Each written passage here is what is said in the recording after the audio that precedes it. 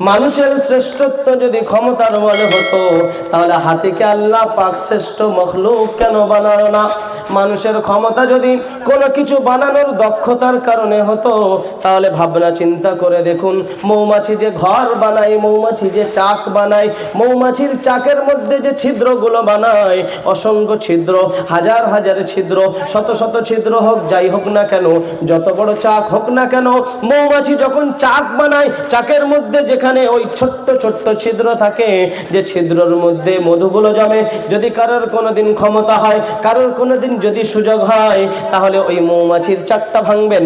মৌমাছির চাক ভেঙে প্রত্যেকটা ছিদ্র দেখবেন, প্রত্যেকটা ছিদ্র হয় 6 কোণা বিশিষ্ট। কখনা ওই যে ছিদ্রগুলো হয় দেখবেন 6টা কোণ থাকে। কি থাকে? 6টা কোণ থাকে।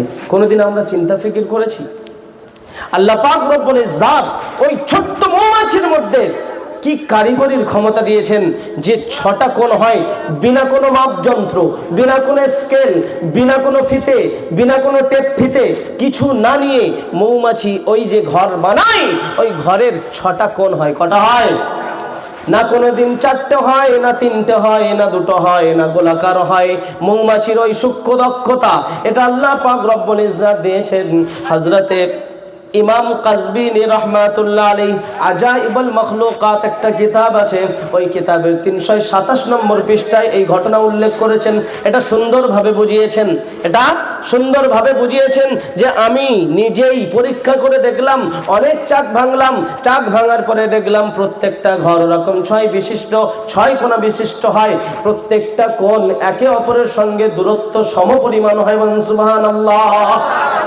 বিনা কোনো স্কেল ছাড়া, বিনা কোনো ফিতে ছাড়া, বিনা কোনো টেপ ছাড়া, বিনা কোনো মাপযন্ত্র ছাড়া ওই ছোট্ট মৌমাছি যে ঘর বানায় 6টা কোণ হয়। 6টা কোণ কেউ বড় ছোট হয় না, 4টে কোণ হয় না, 5টা কোণ হয় না, সম্পূর্ণ গোলাকারও হয় না, যাতে করে মধু হতে বিশেষভাবে জমতে পারে।